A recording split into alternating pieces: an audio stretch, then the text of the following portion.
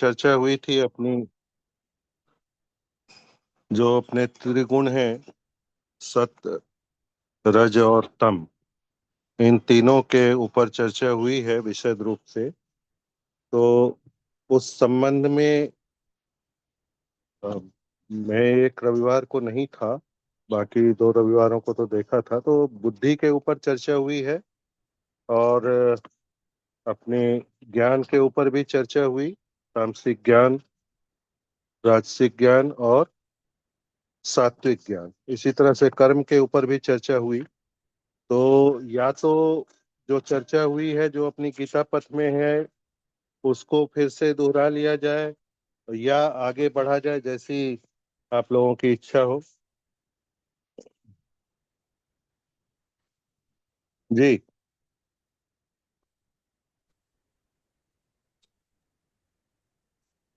जैसा मुझे उचित लगता है समझे कि सर।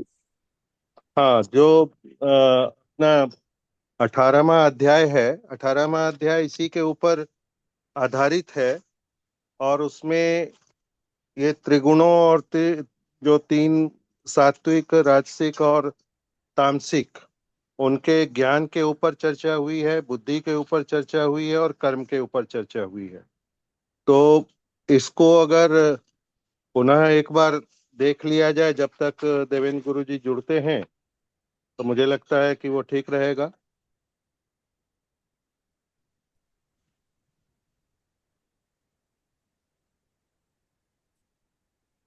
ये शुरू से अगर हम देखें इसका,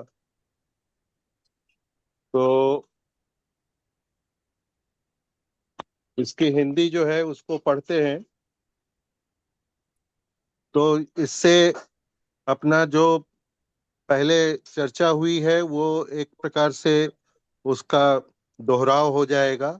जैसे हम लोग याद करते हैं उस प्रकार से, है ना, पाठ को याद करते हैं उसी प्रकार से मुझे लगता है कि इसको जब तक गुरु जी जुड़ते हैं तब तक ये कर लिया जाए। तो गीता का यह सर 18वां गुरु जी जुड़ समापन गए हैं, रूप देवेंद्र गुरु अध्याय जी। मोक्ष संन्यास योग के नाम से है। गीता पढ़ने, पढ़ाने, सुनने, समझने की अपेक्षा स्वयं को परमात्मा की अभिव्यक्ति का माध्यम जान लेने की प्रक्रिया ही अधिक है। इसलिए गुरुजी भी बार बार कहते हैं कि भाई, गुरु का काम होता है आपको एक सीमा तक पहुंचा देना, उसके आगे की यात्रा खुद ही करनी होती है। और वही इस 18वें अध्याय का शुरू में एक संदेश जो गुरुजी ने दिया है वो यही है कि गीता पढ़ने, पढ़ाने, सुनने, समझने की अपेक्षा स्वयं को परमात्मा की अभिव्यक्ति का माध्यम जान लेने की प्रक्रिया ही अधिक है। और ये जानना कैसे होगा, इसके बारे में बार बार कहा गया है कि जो अभ्यास है उसको बराबर करते रहना है, जो साधन गुरु ने दिया है उसको बराबर करते रहना है। और जब साधन में हम बैठते हैं उस समय यह भावना नहीं रखनी है कि हम साधन कर रहे हैं। गुरु का आसन है, गुरु ने हमें आज्ञा दी है कि भाई नियत समय पर हम साधन करें।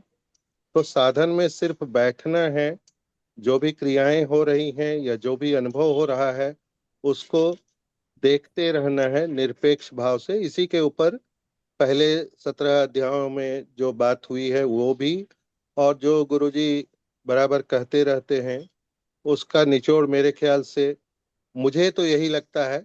बाकी कोई और अगर इस पर अपना अपना मत रखना चाहते हैं तो वो रख सकते हैं। इसको आगे बढ़ते हैं, एक दो पृष्ठ। श्री कृष्ण ने कहा है कि यह गीता का ज्ञान गुह्याति गुह्यतर है, अर्थात अर्जुन को माध्यम बनाकर जितना कहा जा सका है अनुभूति के स्तर पर उससे कहीं अधिक गुह्य है। क्या हम सर्वधर्मान परित्यज्य परमात्मेकम शरणम की स्थिति में स्थित हैं, केवल परमात्मा के होकर, परमात्मा की आज्ञा में रहकर, परमात्मा के लिए ही संसार में बरतने, व्यवहार करने की स्थिति में स्वयं आ सके हैं? यही है गुह्यतर ज्ञान। तब हम स्वयं होंगे अर्जुन, और यह जीवन संग्राम ही होगा धर्म क्षेत्र का महाभारत। हमारा जीवन ही हो जाएगा गीता का जीवंत अभिव्यक्त गुह्यतम ज्ञान। ये बहुत बड़ी बात है। इसके जितना लिखा हुआ है उसको समझने में ही बहुत समय लग जाता है, और एक बार समझ लिया तो फिर समझने के लिए कुछ भी शेष नहीं रह जाता। किसी विद्वान ने कहा कि भाई साधन एक बार करना होता है, उसके बाद साधन स्वतः ही होने लगता है। और हमारे परम गुरुदेव के भी जो गुरुदेव स्वामी विष्णु तीर्थ जी महाराज थे, उन्होंने भी यही कहा है कि भाई 24 घंटे का साधन। महाराज जी भी यही कहते थे, गुरु जी भी यही कहते थे कि जब हम साधन में बैठते हैं 1 घंटे या 2 घंटे, जितना भी समय हम बैठते हैं, सिर्फ वही समय साधन का समय नहीं है। जो संसार में हम व्यवहार करते हैं वह समय भी साधन का ही है। और जब हम व्यवहार रूप में अपने को अकर्ता मान के करते हैं, ईश्वर का माध्यम मान करके करते हैं, कोई भी कर्म हम जब करते हैं तभी वह अकर्ता का भाव आता है।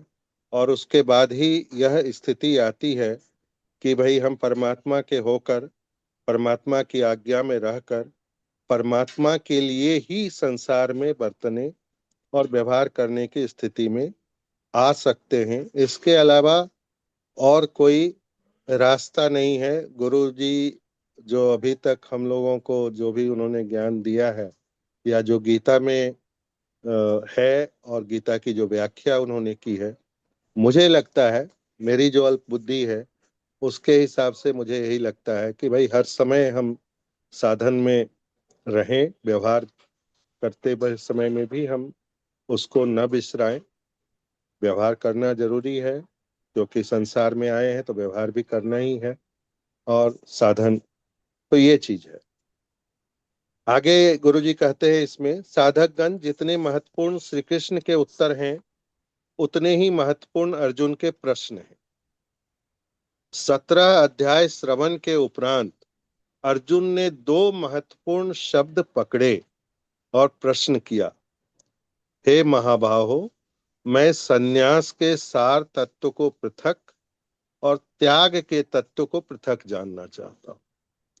मतलब 17 अध्याय के बाद अर्जुन का यही प्रश्न है कि भाई सन्यास का जो सार तत्व है वो बताइए, और जो त्याग का तत्व है उसको बताइए, दोनों को अलग अलग बताइए। पूरे 17 अध्याय के श्रवण के उपरांत अर्जुन के मन में यही दो प्रश्न आए हैं, और श्री कृष्ण से यही जानने की उनकी इच्छा है।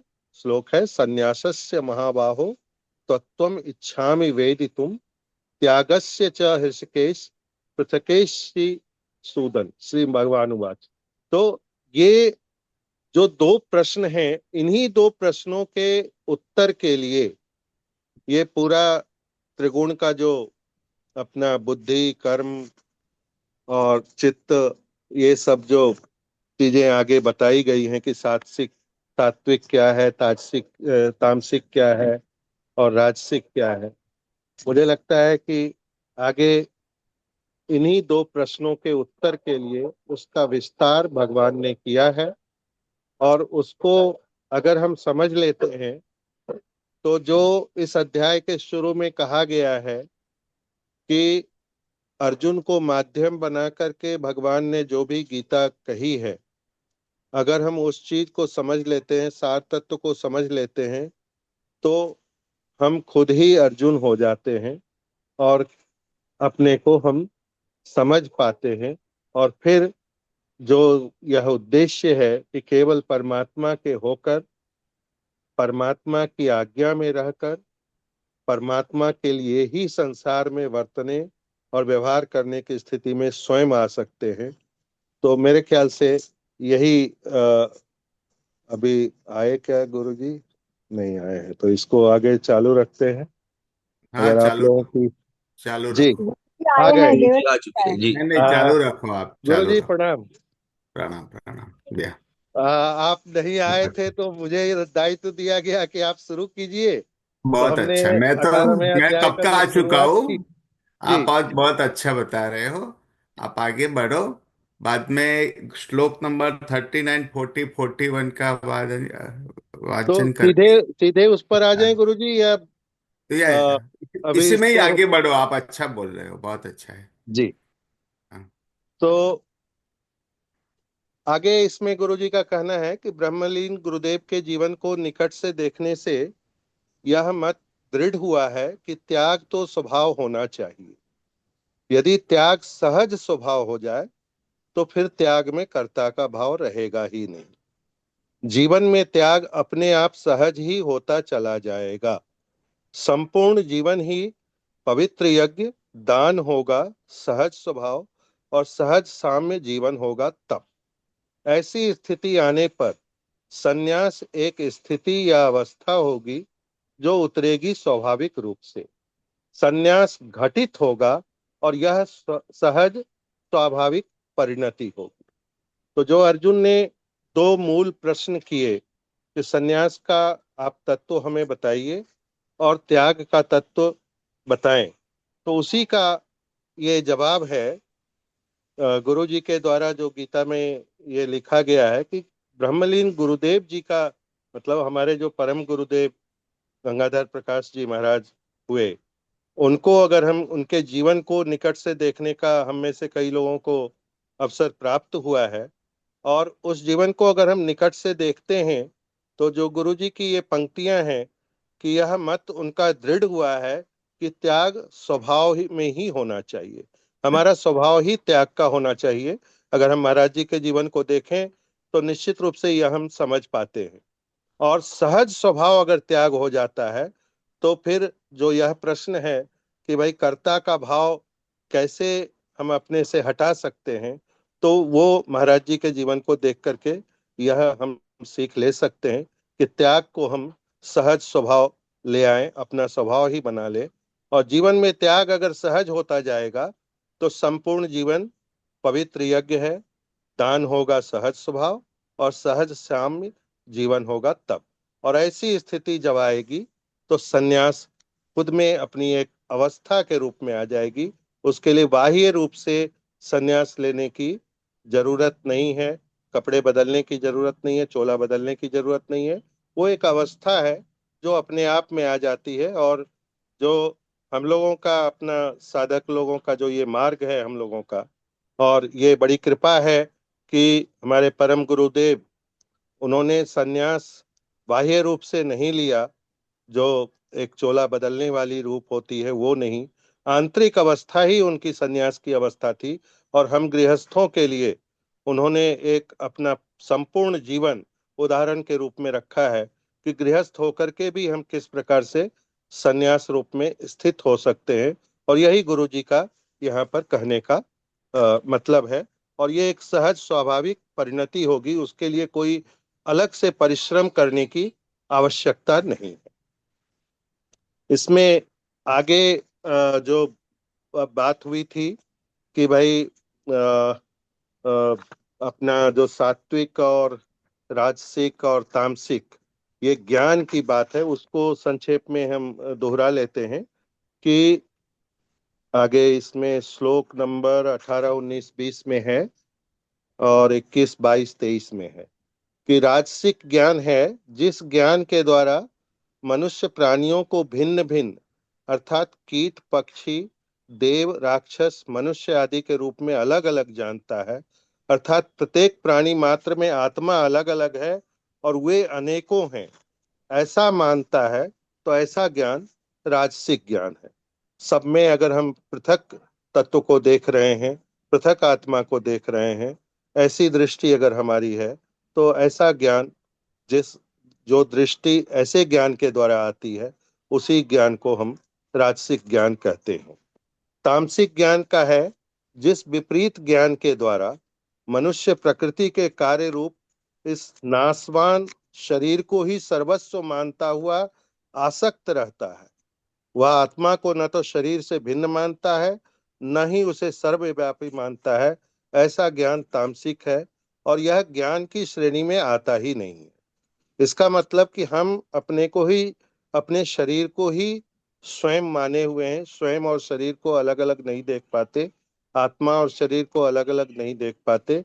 आत्मा इस शरीर में स्थित है, आत्मा इस शरीर को चला रही है, इस चीज का भान नहीं है, अपने शरीर को ही सर्वस्व माने हुए हैं। तो यह तामसिक ज्ञान है। और वहीं सात्विक ज्ञान की बात कहते हैं, उसके लिए कहा गया है कि अ, जिसे सारा संसार परमात्मा में ही दिखाई देता है, वह कैसे किसी का विरोध करेगा। और यही सच्चा एवं सात्विक ज्ञान, जिसमें व्यक्ति सांसारिक दृष्टि से भिन्न भिन्न प्रतीत होने वाले चराचर प्राणियों एवं स्वयं अपने को भी एक अद्वितीय परमात्मा से अभिन्न अनुभव करता है, यह सात्विक ज्ञान है।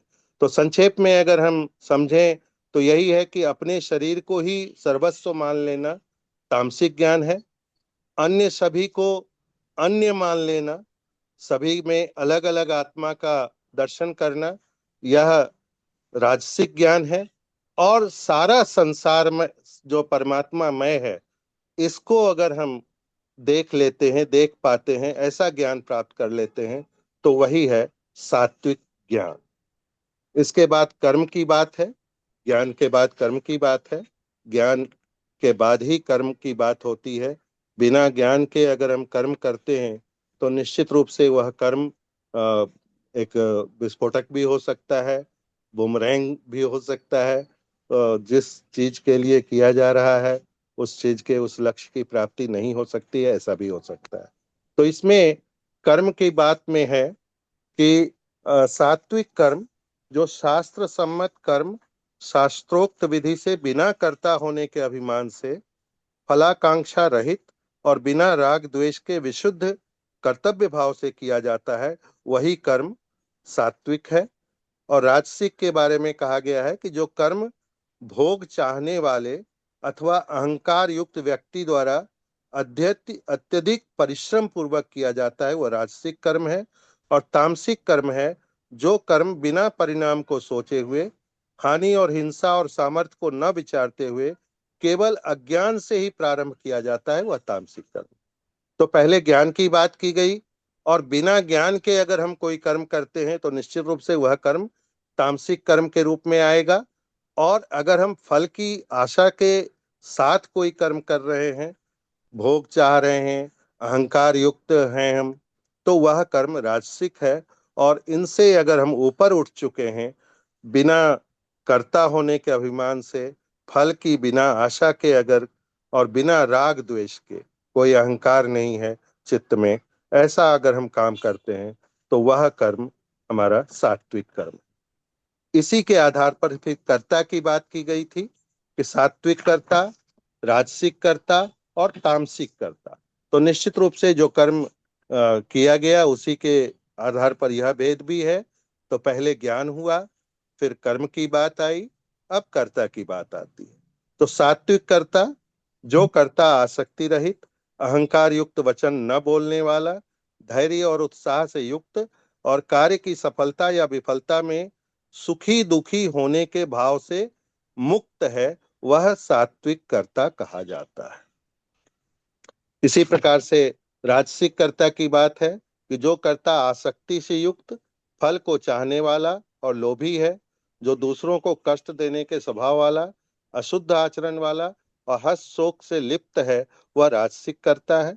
और तामसिक कर्ता, जो कर्ता अस्थिर भाव स्वभाव वाला, अशिष्ट एवं शिक्षा से रहित है, अहंकारी, धूर्त और दूसरों की जीविका का नाश करने वाला, शोक करने वाला, आलसी और कार्य को टालते रहने वाला है, वह तामसिक कर्ता कहा गया है। तो निश्चित रूप से अगर ज्ञान नहीं है, ऐसा कर्म किया हमने, तो निश्चित रूप से उसमें हम सिर्फ अपना भला चाहेंगे, दूसरों की हानि भी होगी, शोक भी करते रहेंगे, आलसी होंगे, कार्य, क्योंकि खुद से ही सिर्फ मतलब है, बाकी किसी से मतलब नहीं, और वो भी ज्ञान है ही नहीं, ज्ञान से रहित होकर के कर्म कर रहे हैं। तो ऐसा जो कर्म करने वाला जो करता है, उसी को तामसिक कर्ता कहा गया।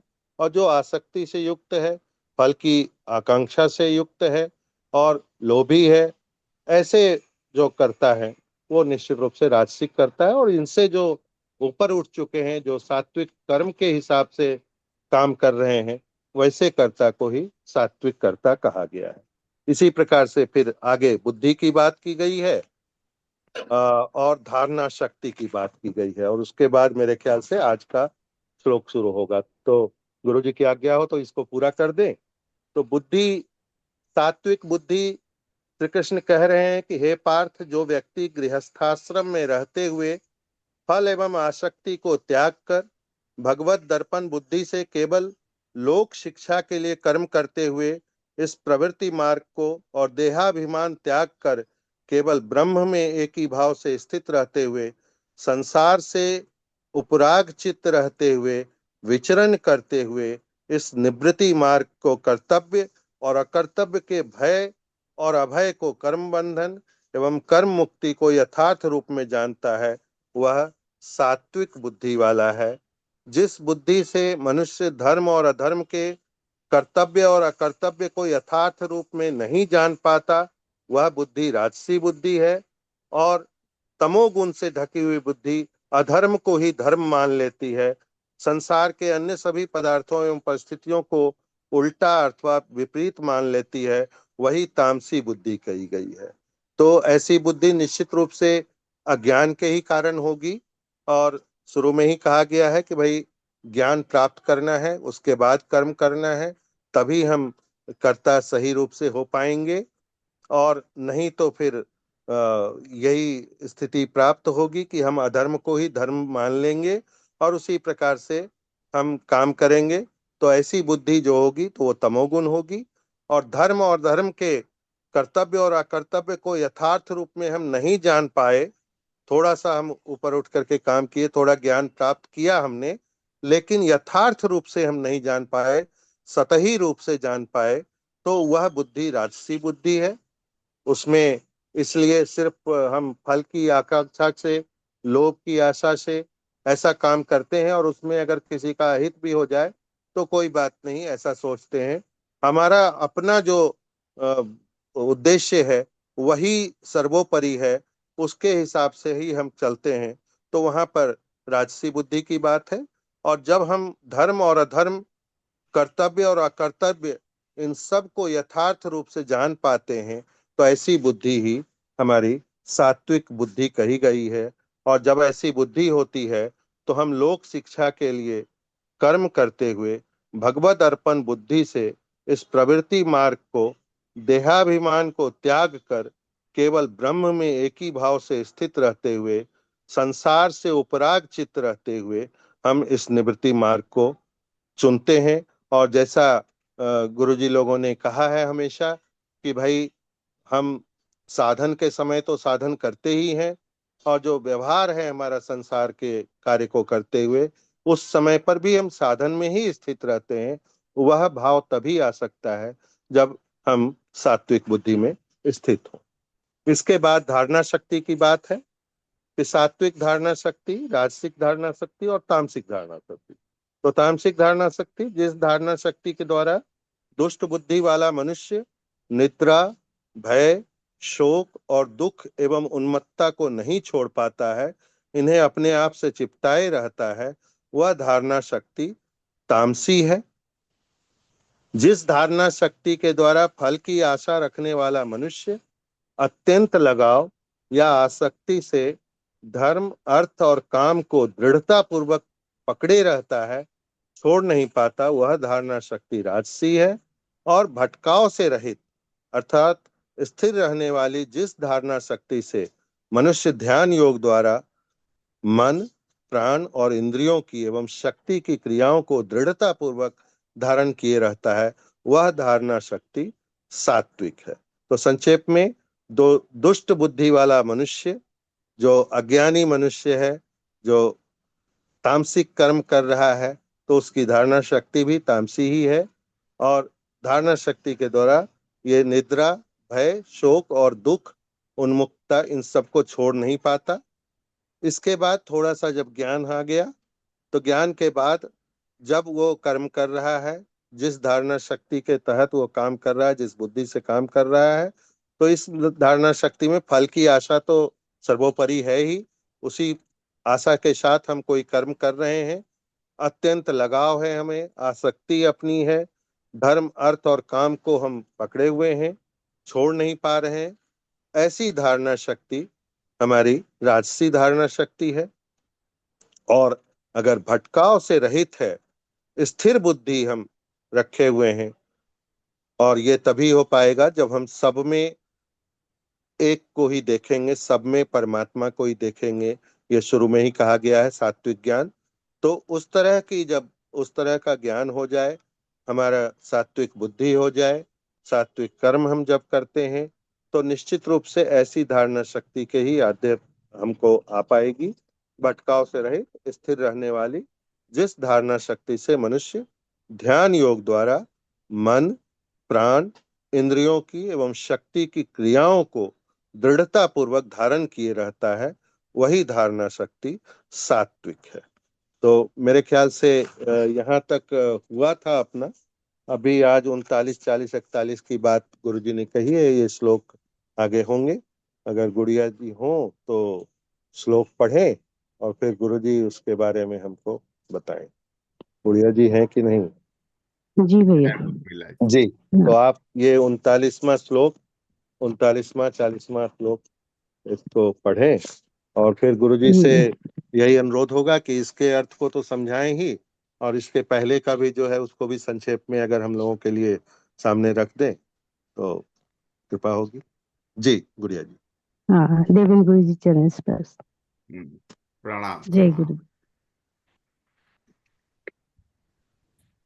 यदग्रे चानुबन्धे च सुखं मोहनमात्मनः निद्रालस्य प्रमादोत्थं तत्तामसमुदाहृतम् न तदस्ति पृथिव्यां वा दिवि देवेषु वा पुनः सत्त्वं प्रकृतिजैर्मुक्तं यदेवि स्यास्त्रिभिर्गुणैः ब्राह्मण क्षत्रिय विशाम शूद्राणां च परं तप कर्माणि प्रविभक्तानि स्वभावप्रभवैर्गुणैः। तामस सुख, जो सुख प्रारंभ में अर्थात भोग काल में तथा अंत में अर्थात परिणाम में आत्मा को मोहित करने वाला है, निद्रा सुस्ती तथा मस्तीपूर्ण अज्ञान से उत्पन्न हुआ, वह सुख तामस सुख कहा गया है। उदाहरणार्थ, विभिन्न प्रकार के नशे आदि से उत्पन्न अनुभव, निद्रा, आलस एवं प्रमाद ये तमोगुण के ही कार्य हैं। तीनों गुणों के प्रभाव का विस्तार इस पृथ्वी पर या आकाश में या देवलोक में या अन्यत्र कहीं भी ऐसा कोई प्राणी या पदार्थ नहीं है जो प्रकृति से उत्पन्न इन तीनों गुणों से अतीत रहित हो, क्योंकि यह प्रकृति ही त्रिगुणमयी है। तो इनमें किसी इसकी कोई रचना तीनों गुणों से वंचित कैसे रह सकती है? मानव सामाजिक व्यवस्था पर गुणों का प्रभाव। हे परंतप अर्जुन, इन तीनों गुणों का प्रभाव सामाजिक व्यवस्था पर भी देखा जा सकता है। ब्राह्मण, क्षत्रिय, वैश्य तथा शूद्रों के कर्म भी उनके गुणों से उत्पन्न स्वभाव आत्मभाव द्वारा ही विभक्त किए गए हैं। साधक गण सभी में ईश्वर अंश बराबर ही है, किंतु ईश्वरीय अनुभूति द्वारा अपने आप में जो जितनी जागृति ला सकता है, उस साधक की वैसी ही गणना होनी चाहिए। जय गुरुदेव। आप सबको मेरा साष्टांग दंडवत प्रणाम। और आज राजेश भाई ने जो उसका सारांश बताया, मुझे बहुत आनंद हुआ कि हमारा जो अभी तक का ध्येय है कि भगवत गीता का 17 अध्याय का हमने पठन करने के बाद जो प्रश्न अर्जुन को हुआ था, उसी का ही सारांश अभी आज राजेश भाई ने बताया, तो मुझे बहुत आनंद हुआ।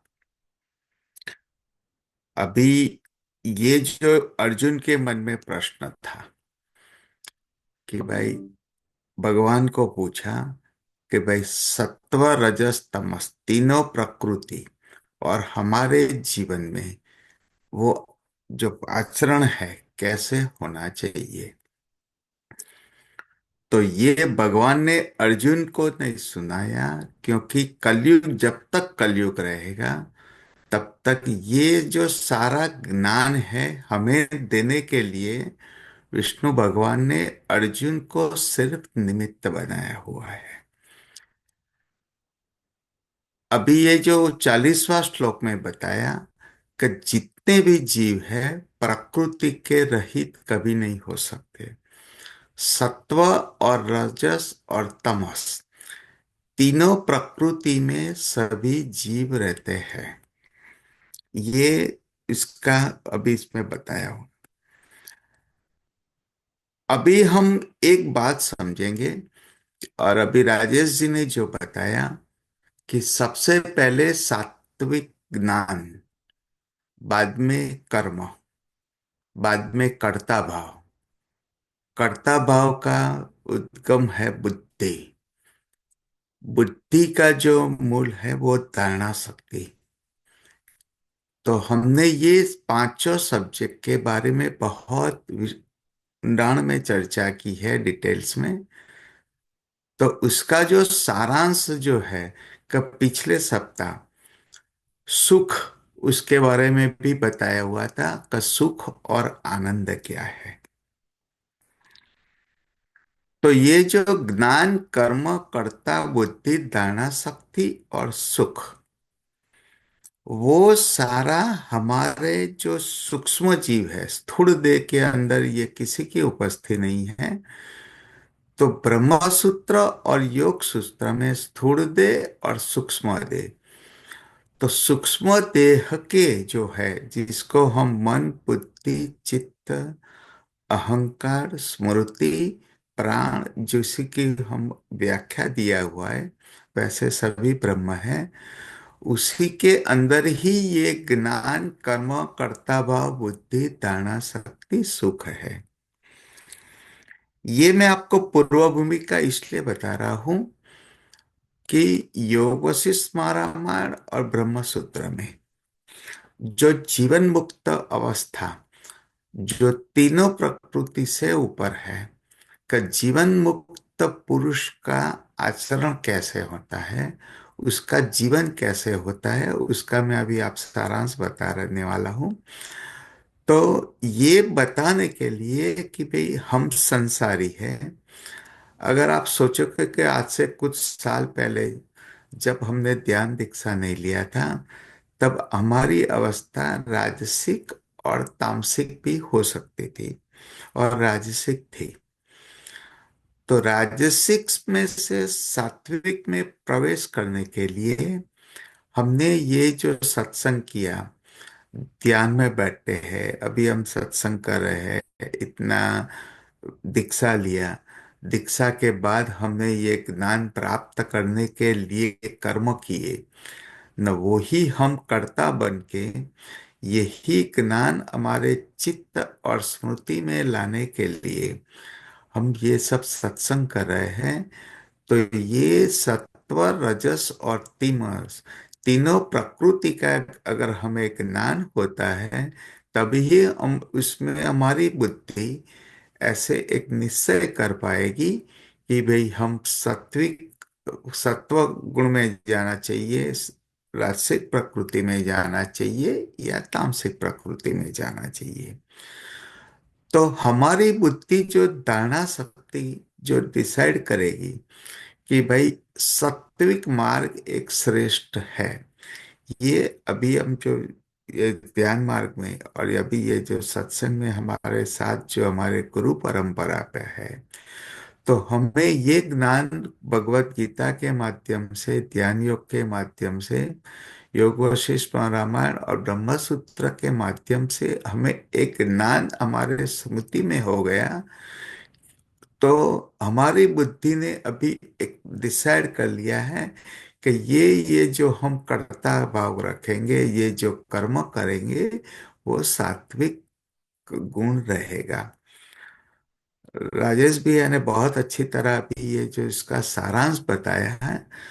तो सत्वगुण अगर आप में नहीं है, क्योंकि हम गृहस्थाश्रम में रहते हैं, हमने आत्मचिंतन मनोमंथन भी किया था कि भाई राजसिक गुण के लिए हमें धन की प्राप्ति का मोह और पद की जो हमारी लालसा, वो दोनों के पीछे मैं और मेरा का भाव, और वो ही अहम भाव जो हमारी बुद्धि और चित्त में स्थित है, जो इतने जन्मों से उसका स्थान है, तो वो ही अगर उसका ज्ञान हो जाए और सर्व जगत ब्रह्म स्वरूप की अनुभूति हम करें, मैं और मेरा का भाव जो है कि ये जो पद और धन, ये दोनों भी मेरे में ही समाया हुआ है,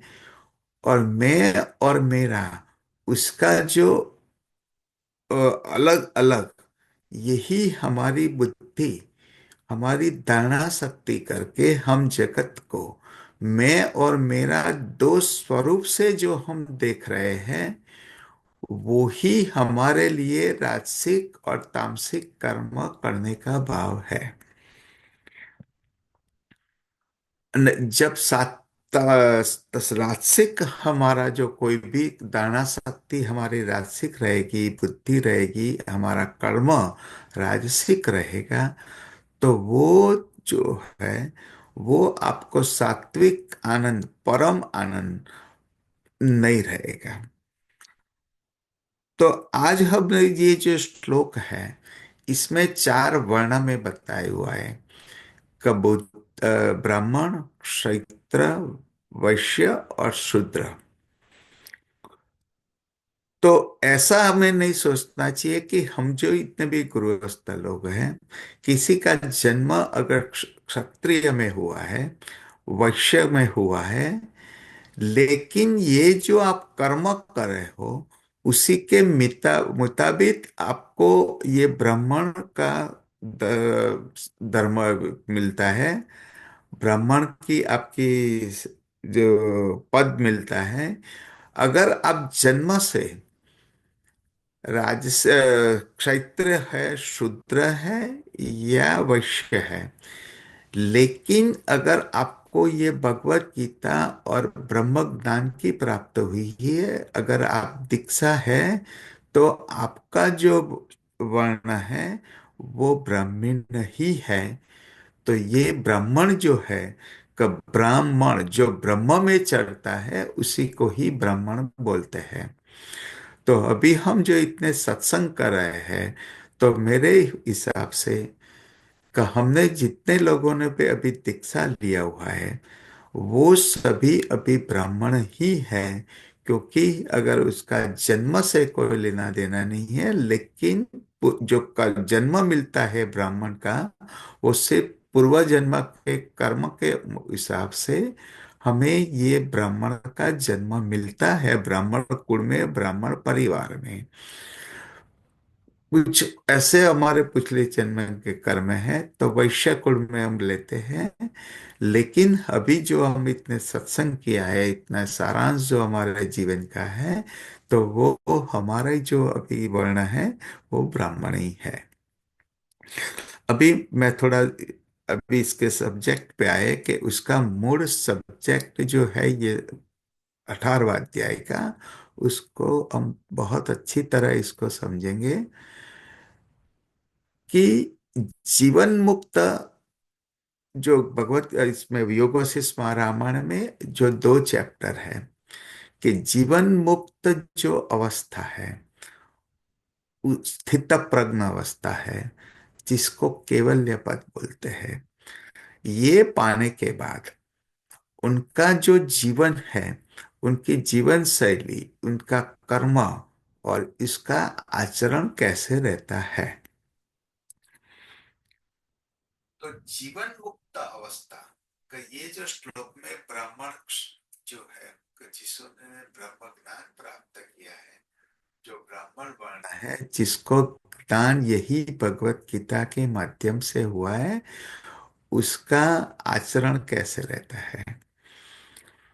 तो जो हमारा ध्येय सुख और आनंद, जो भक्ति रस आनंद, समाधि का आनंद और सर्व जगत सिर्फ आनंद ही रहेगा, जीवन में कोई भी स्थिति में सुख की स्थिति में सुख की अनुभूति नहीं रहेगी। उसको सिर्फ प्रभु की माया और प्रभु की ही प्रकृति समझ के ये सुख का जो इसको एक्सेप्ट करेगा, स्वीकार करेगा, वही हमारी बुद्धि और धारणा शक्ति को ऐसे एक डाइवर्ट करके एक ऐसा हमारे मन में एक जीवन मुक्त जो अवस्था है, इसमें हमारे ही जो मन है, कोई भी सुख का प्रसंग आए तो वो सुख का प्रसंग में हमारी बुद्धि उसी को ही एक ब्रह्म स्वरूप को एक दृष्टा और साक्षी भाव से देखेगी, और सुख को बहुत अति आनंद में न लेके लेके उसको ब्रह्म स्वरूप से देखेंगे। यही सुख की सात्विक सुख की अवस्था है। तो जीवन मुक्त पुरुष का अभी हमारा जो 18 अध्याय के समाप्ति के बाद हमें सबको यह ध्येय, हमारी धारणा, हमारी बुद्धि, उसको अगर आपके अंदर राजसिक भाव है तो आपको अपने ही मन से मैं आपको सिर्फ ये भगवान तो आपको सिर्फ ज्ञान दे सकते हैं कि ये सत्वक प्रकृति है, ये राजसिक है, ये तामसिक है। तो राजेश भाई ने भी जो अभी बताया, परमात्मा ने बताया, ये जो भगवत गीता में गीता पथ में जो मार्ग बताया है, ये मार्ग सिर्फ पुस्तक में है, लेकिन सत्संग के द्वारा आपको अपने ही मन से विचार करके, अगर आपकी अवस्था राजसिक है तो आपको ही ये मन के साथ लड़त करके, मन के साथ ही फाइट करके, अपने बुद्धि और स्मृति के माध्यम से अभी आपने जो तक ज्ञान प्राप्त किया है उसी का ही मन के साथ आपको तादात्म्य करके, अगर आपका मन राजसिक प्रकृति के लिए कोई भी सोचते हैं तो तीनों की तुलना करके हमें सात्विक प्रकृति में ही श्रेष्ठ मार्ग है, वो मार्ग अपनाना है। तो अभी जो बहुत अच्छा कस, इसीलिए परमात्मा ने सबसे पहले जो, और अभी जो राजेश भैया ने बताया कि सबसे पहले ज्ञान, बाद में कर्म, बाद में कर्ता, बाद में बुद्धि और धारणा शक्ति, और धारणा शक्ति के ऊपर की जो है मन, कि जो मन है वो ही विचार करके धारणा शक्ति बुद्धि के माध्यम से होता है। तो अभी उसका एक सारांश बताए कि जो जीवन मुक्त पुरुष है उसका आचरण दुख में दुख की अनुभूति नहीं होती है, सुख में सुख की अनुभूति नहीं होती है। वो सारा जगत को एक प्रकृति, परमात्मा की माया और प्रकृति, उसी ही की दृष्टि से और ब्रह्म दृष्टि से, साक्षी भाव और दृष्टा भाव से जो कर्म करते हैं, वो अगर हमें ब्रह्म ज्ञान प्राप्त हो जाए तभी आपको सात्विक सुख और सात्विक गुण की आपको प्रधानता बढ़ेगी। लेकिन जो जीवन मुक्त पुरुष है, जो तुरीयावस्था है, वो अवस्था में सत्व, रजस और तमस तीनों से ऊपर उठ के तीनों का हमें साक्षी और दृष्टा बनना है। तो अभी जो हमने आज जो बहुत अच्छी तरह सत्संग जो हुआ कि भाई हमारा जो हमारे ही मन से ध्यान योग के माध्यम से अपना ही जो स्वरूप है, जो कुंडलिनी शक्ति का जो स्वरूप जो है हमारा, वो हमारे स्थूल देह से अलग करके हमें हमारा मन, बुद्धि और स्मृति में एक ज्ञान दृढ़ करना है, वही ज्ञान के माध्यम से आपकी जो योग की भूमिका है वो धीरे धीरे आपको पांचवी भूमिका, छठी और सातवीं तुरीयावस्था में प्रवेश करना है।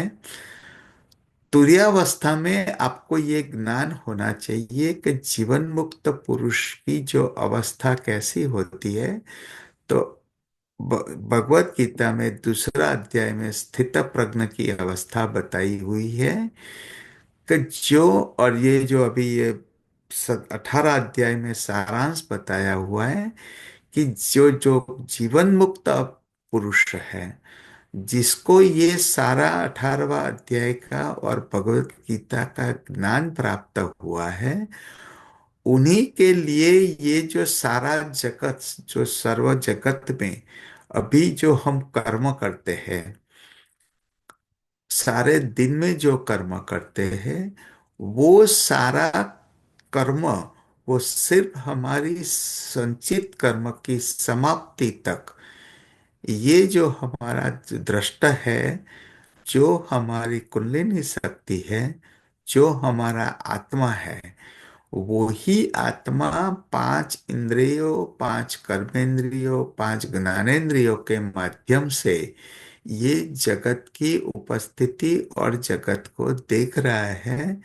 वही दृष्टा भाव, वही परम सत्य और जो है, तो ये जो जीवन मुक्त का जो अवस्था हमें पाना है, तो अभी हम इसका सारांश और उसका मार्ग बताते हैं कि ये जो सत्व गुण में जिसकी अवस्था नहीं है, राजसिक है, तो ये तीनों प्रकृति के, अगर ऊपर आपको ब्रह्म दृष्टि, दृष्टा भाव पाने के लिए आपका जो बुद्धि है, आपकी धारणा शक्ति है, आपके ही मन के साथ आपको ये ज्ञान प्राप्त करना है।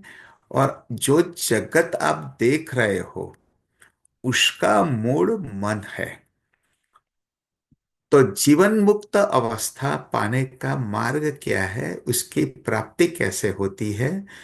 तो पिछले मैंने वैराग्य शब्द का बहुत आपको हमने बताया था, गुरुजी ने भी, ललित गुरुजी ने भी बहुत अच्छी तरह वैराग्य के बारे में बताया कि वैराग्य कर्म छोड़ने का, कर्म के बिना तो हम नहीं रह सकते, कर्म का त्याग वैराग्य नहीं है।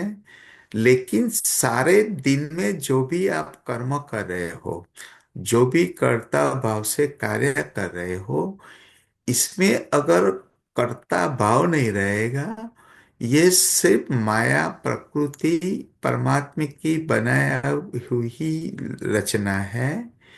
वो वैराग्य भाव अगर आपको होगा, तो वो वैराग्य भाव आपको ये सत्व, रजस और तमस तीनों का दृष्टा भाव और ब्रह्म दृष्टि रहेगी। तो ये जो जीवन मुक्त पुरुष का जब आपको ये ज्ञान होगा कि ये सारा जगत अहम और इदम, ये मेरे में ही समाया हुआ है। तो पिछले हमने एक बार मैंने बताया था, और योग वशिष्ठ रामायण में भी बताते हैं कि जीवन मुक्त की अवस्था पाने के लिए अहम और इदम, ये जो सारा जगत जो आप देख रहे हो, वो सिर्फ आपके मन के और पांच इंद्रियों के कारण आपका सूक्ष्म कुंडलिनी शक्ति के अंदर ही ये सारा हिरण्य गर्भ जगत है। तो ये जो सारा जगत जो आप कर्म करते हो और आपकी बुद्धि जो मैं और मेरा दोनों की अलग अलग इसकी स्थिति देके जगत को जो आप देख रहे हो, वो सारा जगत आपके अंदर ही समाया हुआ है। जो स्वप्न में जो आप कर्म करते हो, स्वप्न के बाद जागृत की अवस्था है कि भाई जो सारा जो कर्म मैंने स्वप्न में किया, वो स्वप्न भी मैं करता करता भाव, और जो सारा दृष्टा, दृश्य और दर्शन सब में ही था। सब मेरे में ही समाया हुआ था, वो ही भाव जीवन मुक्त पुरुष जो है सारा दिन कार्य करते हैं, तो उनके बैक ऑफ द माइंड में ये भाव रहता है। तो अभी आपको समझ में, इसमें जो बताया हुआ है कि ब्राह्मण में की जो अवस्था है, का सत्व रजस तमस, तीनों को ब्रह्म दृष्टि के से दे इसकी दृष्टि होगी। और ये जो सारा कर्म अभी जो हम सत्संग कर रहे हैं, आप मैं जो बोल रहा हूं, तो आप शांत चित्त से मन से एक विचार करें कि अभी ये जो सारा हिरण्यगर्भ जगत, जो मैं प्रवचन अभी आपको बता बता रहा हूँ, जो ज्ञान के बारे में बता रहा हूँ, वो भी सारा जगत, सारी सृष्टि, सारी हिरण्यगर्भ जगत, वो आपके मन के अंदर ही समाया हुआ है। अगर आप ऐसा चिंतन सतत करोगे, तब मैं और मेरा का जो भाव है वो मिट जाएगा। न वो ही आपको सर्व जगत परमात्मा स्वरूप ही दिखेगी। और जब आपको सारा जगत परमात्मा का स्वरूप दिखेगा, तब आपको सुख जो है इसमें भी आनंद मिलेगा। दुख की अगर उपस्थिति आती है, तो दुख में भी आपका मन ऐसा ही सोचेगा कि ये जो सारा दुख अभी हमें प्राप्त हुआ है, दुख की अनुभूति, जो चित्त में प्रकृति में आपको द्वेष और राग की जो अनुभूति होती है, जो स्वभाव की अनुभूति होती है, वो द्वेष जो आपको दुख देता है, जो तामसिक प्रकृति का जो अभी गुण बताया, कि वो हमेशा दुख की ही भावना में रहता है। तो आपको ये सतत ये जगत, जब आपको ब्रह्म स्वरूप दिखेगा, आपको दिखेगा कि ये सारा जगत मैं और मेरा, वो स्वप्न के माध्यम से मैं ही दृष्टा हूँ, मैं ही दर्शन हूँ। ये सारा जगत भी मैं ही हूँ और मेरे में ही समाया हुआ है। ये जो अहम भाव की निवृत्ति के बाद, ये जो अगर हमें ज्ञान हमारे चित्त में दृढ़ हो जाए, यही ब्रह्म ज्ञान की प्राप्ति है। ये ब्रह्म ज्ञान की प्राप्ति होने के बाद आपकी अवस्था जीवन मुक्त अवस्था हो जाएगी। और अभी ये श्लोक में जो 40वें श्लोक में बताया कि भाई जीवन मुक्त अवस्था पाने के बाद आपका मन, आपकी बुद्धि, आपकी धारणा सारे जगत को एक परमात्मा की स्वरूप ही है, आपके अंदर ही समाया हुआ है, ऐसी एक दृष्टि आने के बाद, वो दृष्टि आपको ये जो सात्विक सुख के रास्ते के मार्ग से ये तुरीयावस्था की एक अनुभूति होगी। तो अभी उसका एक सारांश फिर से मैं एक शब्द में आपको बार बार, इसलिए मैं आपको बताता हूँ इसका ध्येय क्या है। कि भाई आप, मुझे हम सोचते हैं कि भाई जैसे हमारे गुरु परंपरा में हमें दीक्षा दिया है, और ये ज्ञान, वैराग्य, भक्ति योग, ध्यान योग और कर्म योग, सभी को साथ में रख के जीवन मुक्त अवस्था पाने का हमारा जो ध्येय है, तो जीवन मुक्त अवस्था जो है वो आपको मन है, आपकी बुद्धि है, उसकी स्थिति हम जो इतना ज्ञान करो, जो सत्संग करने के बाद जो वैराग्य के माध्यम से, हमारे ज्ञान के मार्ग से, हमारी जो बुद्धि और मन 24 घंटा ये परमात्मा की सारी सृष्टि को एक दृष्टा भाव से देखेंगे। वो दृष्टा भाव के जो ब्रह्म दृष्टि है, वो ब्रह्म दृष्टि आप सब लोगों के चित्त में, हमारे चित्त में दृढ़ हो जाए। यही हमारे ये जो इतने सत्संग किया उसका सारांश है। तो ये जो अभी ये जो अब तीनों श्लोक है, तो तामसिक सुख के बारे में, जो तामसिक दुख है, तामसिक प्रकृति है, कि जिसमें निंद्रा, आलस्य, दुख का मार्ग है, वो जो हमेशा द्वेष भाव है, जिसका हमेशा नेगेटिव थिंकिंग रहता है, कितनी भी सुख की अवस्था में वो हमेशा नेगेटिव ही पॉइंट ढूंढते हैं, वो तामसिक अवस्था है। तो आपके मन में हमेशा पॉजिटिव थिंकिंग। तो सात्विक जो सुख है, सात्विक धारणा है, तो अभी जो बताया कि सात्विक सुख, धात्विक धारणा शक्ति मीन्स इंग्लिश में इसको पॉजिटिव थिंकिंग बताते हैं। And power of positive thinking भी बहुत अच्छा एक बुक है। तो दूसरे में धर्म में भी पॉजिटिव थिंकिंग का बहुत प्रधानता दिया हुआ है। तो पॉजिटिव थिंकिंग मीन्स जो भी आप देख रहे हो, इसमें सिर्फ पॉजिटिव ही देखने का। अगर आपको दुख की अवस्था है, इसमें भी अगर आप सुख देखते हो, means it's a positive thinking. तो जो जीवन मुक्त अवस्था है, वो हमारे लिए ये तीनों प्रकृति का से ऊपर उठ के सर्व जगत को ब्रह्म स्वरूप, आनंद स्वरूप और परमात्मा का ही स्वरूप की अगर जिस दिन आपकी दृष्टि होगी, तब ये हम समझेंगे, हम सब लोगों ने एक ऐसा विचार करेंगे कि हमने इतना 17 अध्याय और 18 अध्याय का जो सारांश है, और परमात्मा ने जो तीनों प्रकृति के बारे में बताया, वो तीनों प्रकृति का जो हम दृष्टा है, ये तीनों प्रकृति और ये जगत, वो सिर्फ ये चैतन्य स्वरूप परब्रह्म परमात्मा ही है।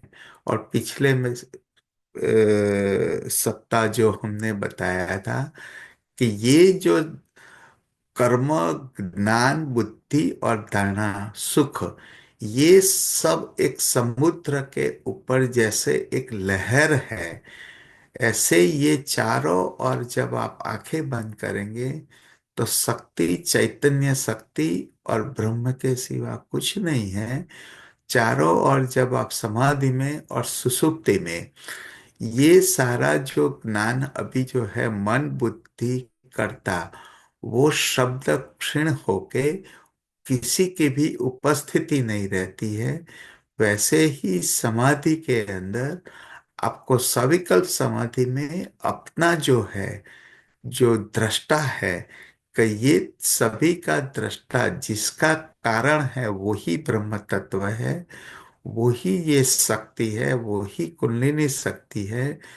तो इसी में ही लीन रह के आपका जो मन, आपकी पांचों इंद्रियां कछुआ के तरह वो क्षीण करके, आपकी जो सतत 24 घंटा जो 24 घंटे जो आपकी दृष्टि है, वो ब्रह्म और कुंडलिनी शक्ति और एक परमात्मा के नाम स्मरण में चिंतन करके रहेगी।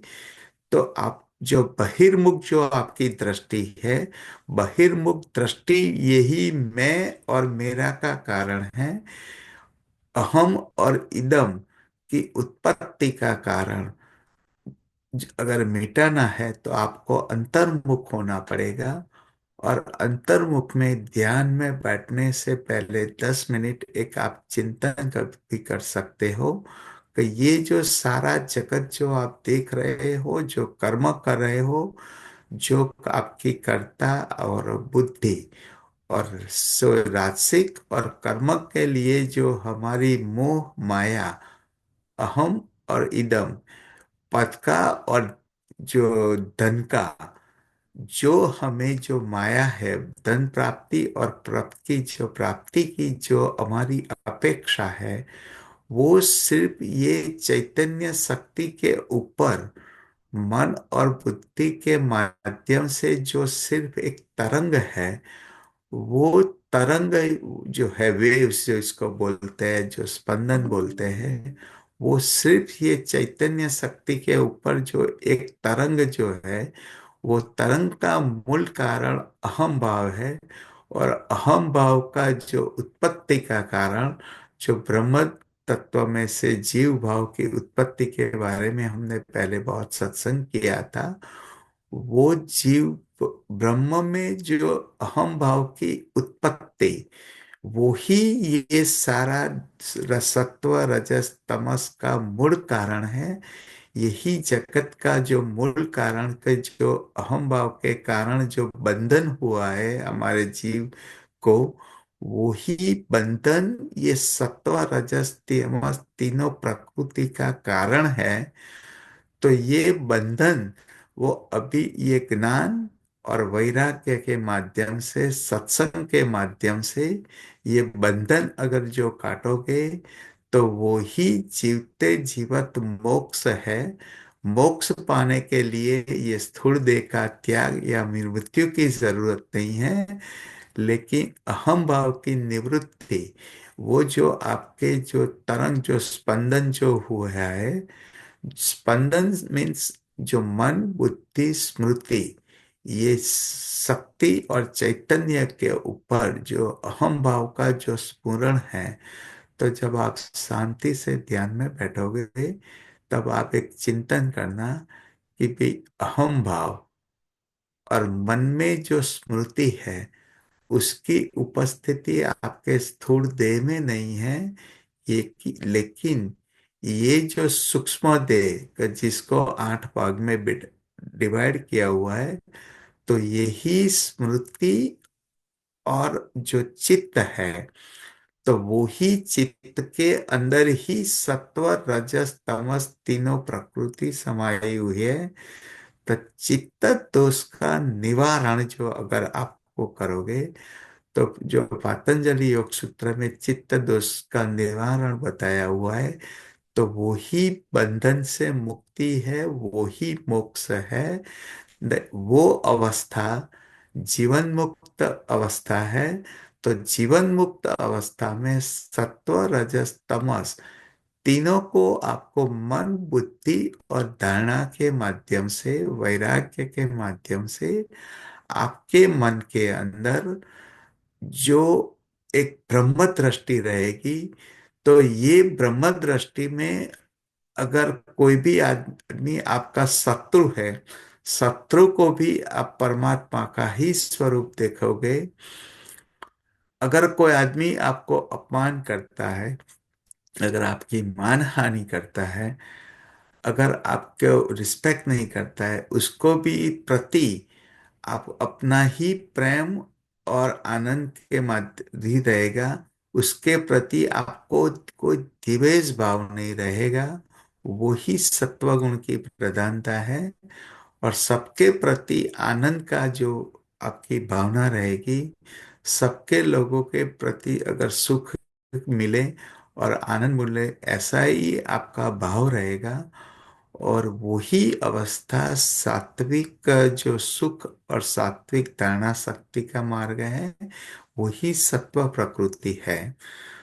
तो ये चीज मैंने आपको बहुत ये सब्जेक्ट थोड़ा डिटेल्स में इसलिए बताया कि अभी आपका ही मन और आपके ही मन के मन के माध्यम से विचार करके धारणा शक्ति से आप अपनी ही बुद्धि से सत्व रजस तमस तीनों को, प्रकृति को आप अलग अलग करके आपका मन अभी एक दृढ़ निश्चय करेगा, जो धारणा करेगा कि सात्विक गुण का मार्ग श्रेष्ठ है।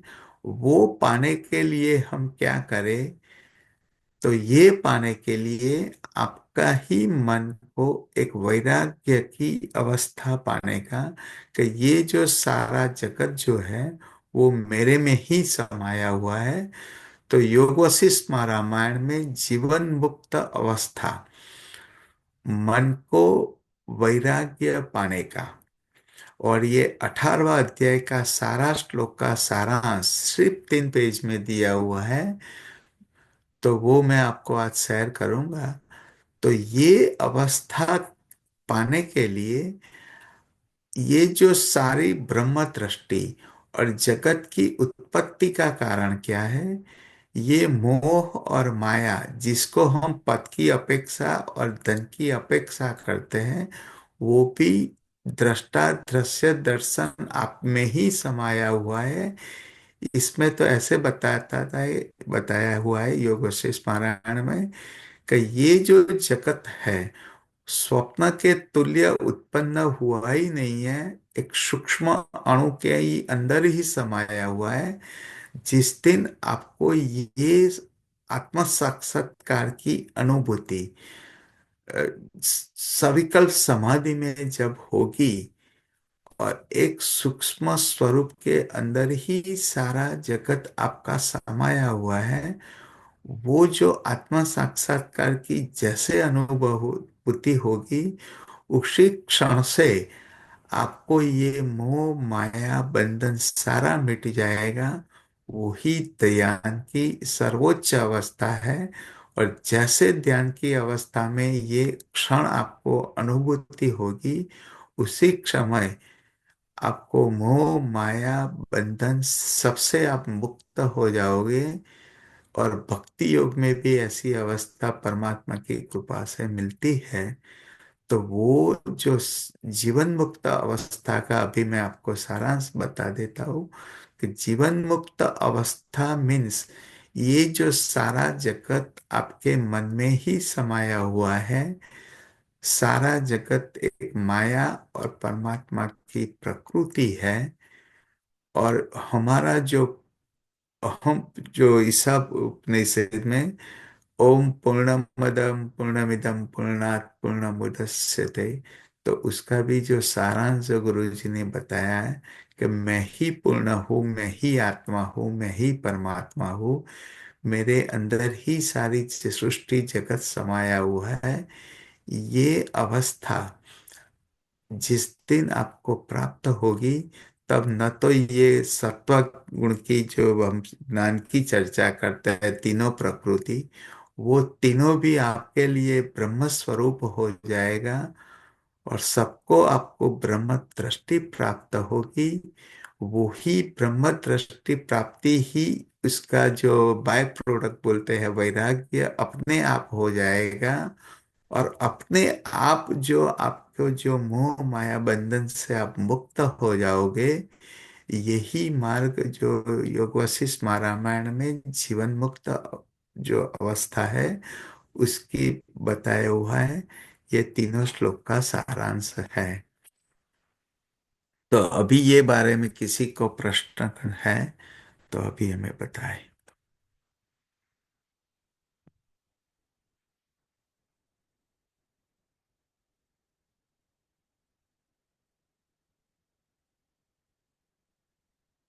सब लोग बहुत शांत हो गए, बहुत आनंद हुआ, ये अवस्था सभी को प्राप्त हुए।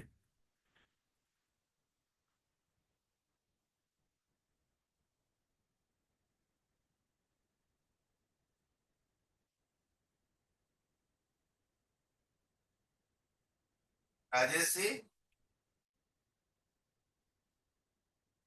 जी गुरु जी। आज आपने बहुत अच्छा बताया। अभी ये जो आपने जो अभी सारा जो अलग अलग ज्ञान कर्म कर्ता बुद्धि धारणा और सुख के बारे में जो आपने बताया, तो अभी आप उससे और सारांश बताओ कि सारे जगत को ब्रह्म स्वरूप से देख जब दृष्टि होगी, ब्रह्म दृष्टि होगी, वो ही ब्रह्म दृष्टि की अवस्था जो जीवन मुक्त की अवस्था है। और जीवन मुक्त पुरुष वो सारा जगत को एक ब्रह्म दृष्टि से ही देख रहे हैं। आप उसके बारे में अभी आप और पढ़ाए, आपने बात सुबह बहुत अच्छा आपने बताया हुआ है। तो अब इसके बारे में अभी आप दो शब्द बोले। गुरु जी, जो अभी तक समझ में आया है,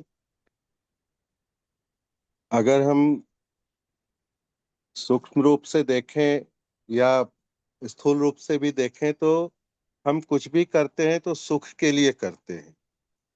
कोई भी कर्म हमारा है, आकांक्षा हमारी सुख की ही रहती है, सुख के लिए हम करते हैं। तो निश्चित रूप से अगर हमें ज्ञान नहीं है, उस समय हम किसी कर्म के द्वारा सुख की प्राप्ति की आशा से कोई भी कर्म कर रहे हैं तो वह सुख नहीं मिल सकता है। और इसी को गीता में भी जो भी 39वें श्लोक के पहले भी जो बताया गया था, वो यही बताया गया था कि राजसिक सुख, सात्विक सुख और तामसिक सुख।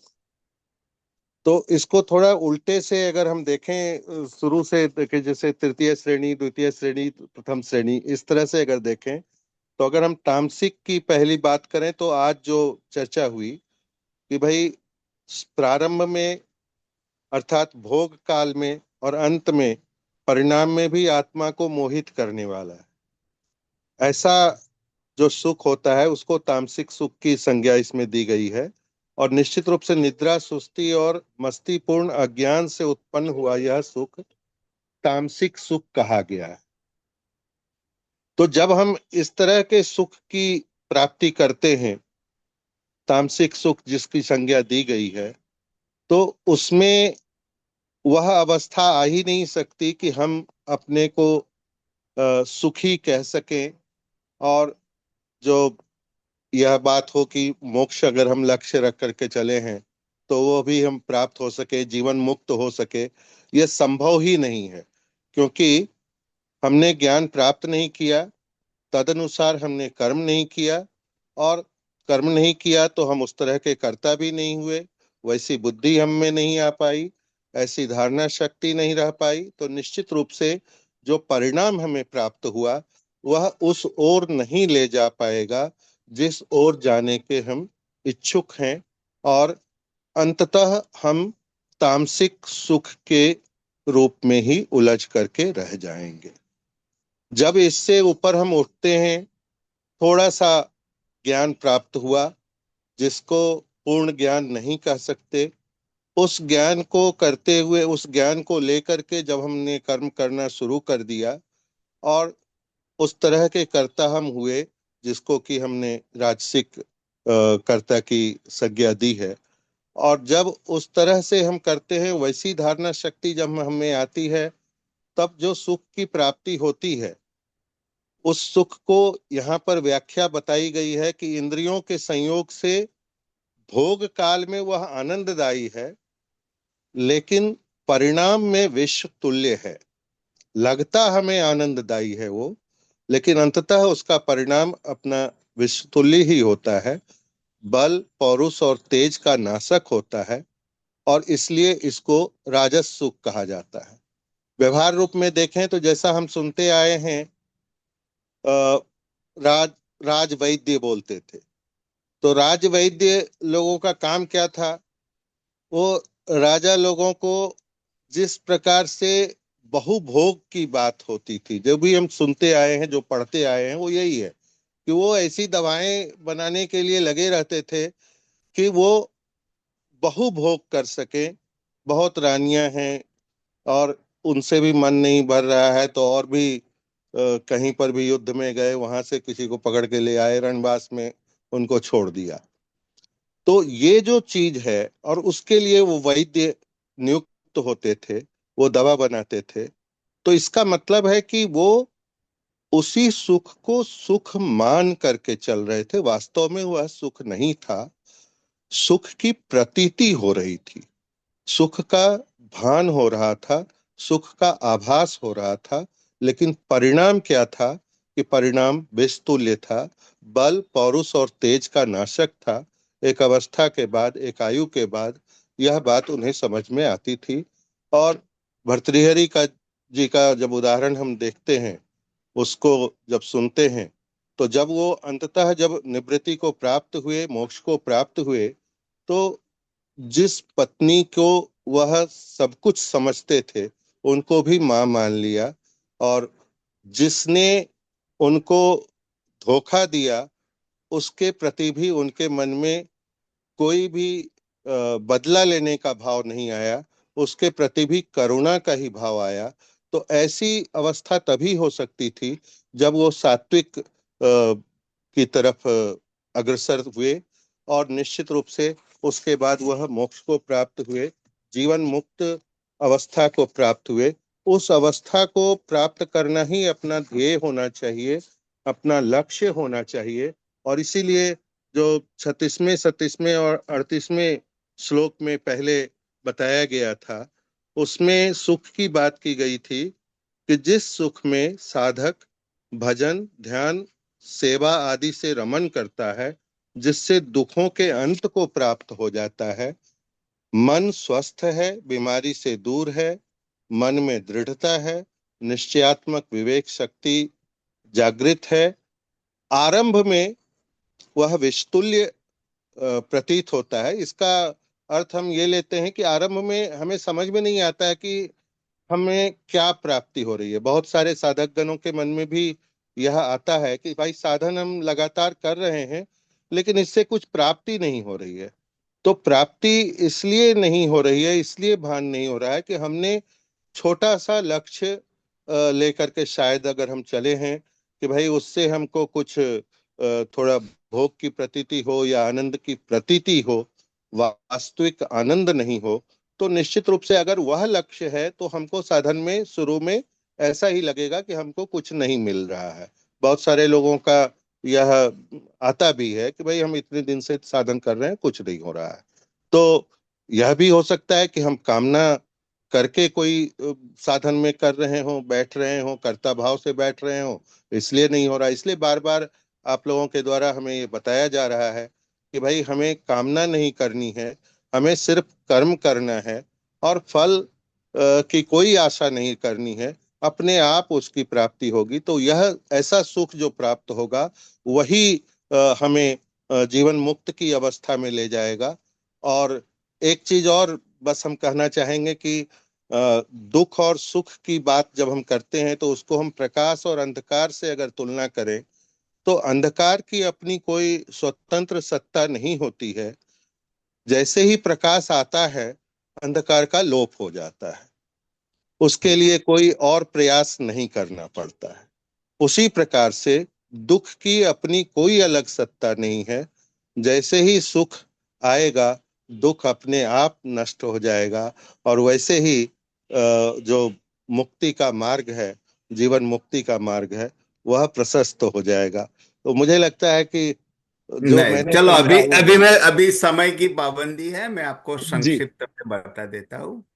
जी देखो, अभी हम जो सारा दिन कार्य करते हैं, आपने बताया कि जो भी आप कर्म करते हो तो आपको एक सुख की लालसा रहती है। सुख की इच्छा से जो सारा दिन कार्य करते हो, वो सुख आपको क्यों अनुभूति करता है कि अगर आपको कोई धन की अपेक्षा है, अच्छा धन मिल जाए तो आपको एक सुख की आनंद मिलता है। अगर कोई पद की लालसा है, या तो कुटुंब में अगर आपको किसी के भी अगर अच्छी पद मिलता है, धन मिलता है आपके परिवार में, तो ये आपको आनंद की अनुभूति करता है। अगर अगर आप जो सारे दिन में कर्म करते हो, वही कर्म करने के समय अगर आपको प्राप्ति नहीं होती है, तो आप इसमें गुस्सा हो जाते हो और तमस राजसिक और तामसिक की आपकी प्रकृति बढ़ती है, तो और आप दुखी हो जाते हो। ये हो गया आपको सुख और दुख की प्राप्ति के लिए सारा दिन आप कर्म करते हो। अभी मैंने पहले एक बार स्मशान वैराग्य के बारे में बताया था। स्मशान वैराग्य क्षणिक ज्ञान, क्षणिक वैराग्य है कि अगर आपका जो कुंडलिनी शक्ति है उसके पहले बहुत जन्म हो चुके थे, ये जो आप बोल रहे हो, वो ही चित्त, वो ही मन बुद्धि अगर 18वीं सदी में कोई दूसरी अवस्था में होगी, उस वक्त भी आपने यही अज्ञान के कारण आपने ही अपना घर बनाया होगा, धन प्राप्त किया होगा, या तो दूसरी योनि में आपने कर्म किया होगा, और अपने ही कर्मों के बाद ये आपको मनुष्य जन्म मिला है। तो इसके पहले बहुत इतने राजा महाराजा हो गए, लेकिन उन लोगों को जो धन और प्राप्ति और परिवार का आनंद, जो सुख था, वो सिर्फ उनकी आयुष्य 20 साल से लेके 80 साल की या 60 साल की जो आयुष्य है, वो समय के दरमियान उसको आनंद प्राप्त हुआ। बाद में यही शरीर स्थूल देह का जब आप त्याग कर दिया, तब ये सब स्वप्न स्वरूप हो गया। तो योग वशिष्ठ रामायण में ये बताते हैं कि जब आप ये भी सुख अगर आप ढूंढो और दुख ढूंढो, ये दुख मिले, सुख की जो आपकी अपेक्षा है, वो भी जैसे स्वप्न में आपको सुख दुख रुदन आता है, आनंद की अनुभूति स्वप्न में हो आती है, और जागृत में पता चलता है कि ये तो एक स्वप्न ही था। ऐसी अवस्था इसके पहले आपका जो जन्म हुआ था, उसके पहले जो जन्म हुआ था 18वां 17वीं सदी में भी जो आपका जन्म हुआ होगा, वो अभी आपके लिए स्वप्न समान है। उस वक्त जो आपने आपका ब्रह्म स्वरूप चैतन्य में तरंग में जो ज्ञान चित्त सुख दुख की अनुभूति जो आपको हुई थी, वो भी स्वप्न तुल्य समान होके वो जैसे एक उसका लय हो गया। उसी तरह अभी जब तक आपकी 20 साल की 30 साल की 50 साल की जो आयुष्य है, वो भी जो भी आप सुख के पीछे धन के पीछे दौड़ रहे हो, वो भी जब आपका मृत्यु होगा, तब आपका सिर्फ स्थूल देह रहेगा। और ये जो प्राप्ति के लिए आप सुख दुख की अनुभूति कर रहे हो, वो सारा भी अगर 30 साल के बाद लय होके एक स्वप्न स्वरूप होके ब्रह्म स्वरूप हो जाएगा।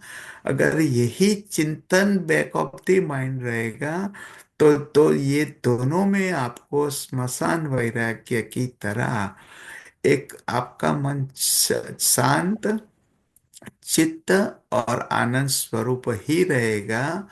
और वो ही ज्ञान है। और ये जो अहम और इदम, जो सुखी और दुखी प्राप्ति की जो अपेक्षा है, जो अभी आपने बताया, वो सिर्फ अज्ञान के कारण ही है। ये सब आप चिंतन करते रहोगे, तब ये आपको अपेक्षा नहीं रहेगी। और हमारा ध्येय, ओम, आपको अब समाधि अवस्था में शांत चित्त रह के, जब तक आपका स्थूल शरीर है, तब यही अवस्था में ब्रह्म स्वरूप में ही ब्रह्म में लीन रहना, वो हमारा ध्येय है। तो ये आपको सुख की जो आपने आप बताया कि मुझे सुख चाहिए, तो वो सुख जो है, वो भी स्वप्न तुल्य के समान जब 21वीं 22वीं सदी होगी, तब आपकी अवस्था क्या होगी, वही अगर आप सोचोगे, तो ये आपको ब्रह्म स्वरूप की जो ब्रह्म ज्ञान की प्राप्ति अपने आप हो जाएगी। चलो, अभी गुड़िया से भजन सुनना है। जी गुरु जी। और आज बहुत आनंद जी। आया। और आप किसी को भी प्रश्न है तो पूछ सकते हैं ये भजन के बाद। अभी भजन सुनने का हमारा बहुत इच्छा है, आनंद का मार्ग है वो भी। जी जय गुरुदेव। सुमिरन कर ले मेरे मना तेरी, बीती उम्र हरि नाम बिना। सुमिरन कर ले मेरे मना तेरी, बीती उम्र हरि नाम बिना रे। सुमिरन कर ले पंछी पंख बिना, हस्ती दंत बिना, नारी पुरुष बिना। पंछी पंख बिना, हस्ती दंत बिना, नारी पुरुष बिना। जैसे पुत्र पिता बिनहीना, जैसे पुत्र पिता बिनहीना, तैसे पुरुष हरि नाम बिना। सुमिरन सुमिरन कर ले मेरे मना तेरी बीती उम्र हरि नाम बिना सुमिरन कर ले कूप नीर बिना धेनु चीर बिना धरती में बिना कूप नीर बिना धेनु चीर बिना धरती में बिना जैसे तरुअर फल भी नहीं ना जैसे तरुअर फल भी नहीं ना तैसे पुरुष हरि नाम बिना सुमिरन कर ले मेरे मना तेरी बीती उम्र हरि नाम बिना सुमिरन कर ले देह नैन बिना रन चंद्र बिना मंदिर दीप बिना देह नैन बिना रैन चंद्र बिना मंदिर दीप बिना जैसे पंडित वेद विहीना जैसे पंडित वेद विहीना तैसे पुरुष हरि नाम बिना सुमिरन कर ले मेरे मना तेरी बीती उम्र हरि नाम बिना सुमिरन कर ले काम क्रोध मद लोभ निवारो छोड़ विरोध तु संत जना कहे नानक तू सुन भगवंता कहे नानक तू सुन भगवंता इस जग में नहीं कोई अपना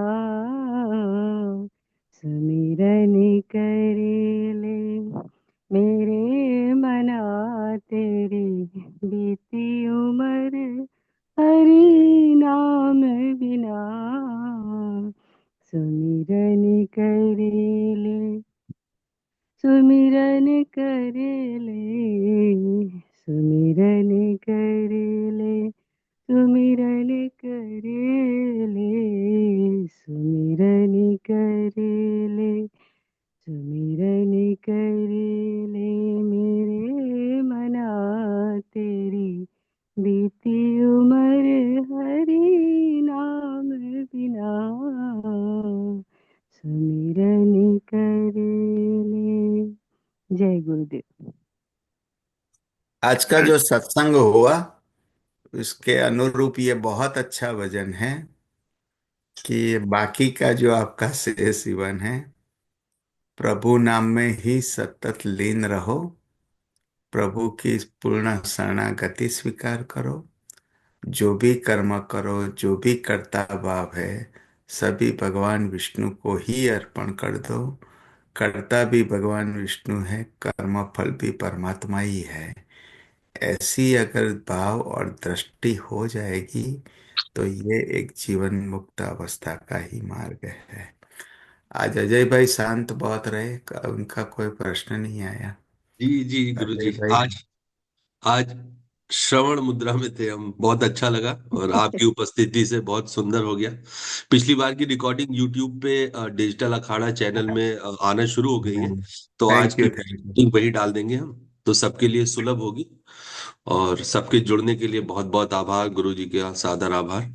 और अगले तो रविवार। आज का सारांश हम बता देते हैं ये जी वीक के लिए आप सबको कि भाई ये जो हम सत्व रजस तमस और 18 अध्याय की जो बात कर रहे हैं ना, तो वो अवस्था और ब्रह्मानंद की अवस्था, ब्रह्म दृष्टि की अवस्था कैसे हम प्राप्त करें, वही आप विचार करते रहो। और अभी तक का जो सत्संग किया है, इसमें से आप ढूंढ निकालो कि कौन से मार्ग से आपको ये जीवन मुक्त अवस्था प्राप्त हुए है। बस यही अगर आप चिंतन करते रहोगे और परमात्मा की शरणागति स्वीकारोगे, तो ये अवस्था आपको प्राप्त हो जाएगी और जीवन धन्य हो जाएगा। सिर्फ आनंद ही है। ओम नमः नारायण। सभी लोगों का आज के सत्संग में जुड़ने के लिए हृदय से साधुवाद, प्रणाम, आभार। अगले रविवार को पुनः हम लोग इस सत्संग में जुड़ेंगे। तब तक के लिए सभी को प्रणाम। आदरणीय देवेंद्र गुरु जी को सादर चरण स्पर्श। धन्यवाद। हरिओम। हरि ओम। गुरु जी चरण महाराज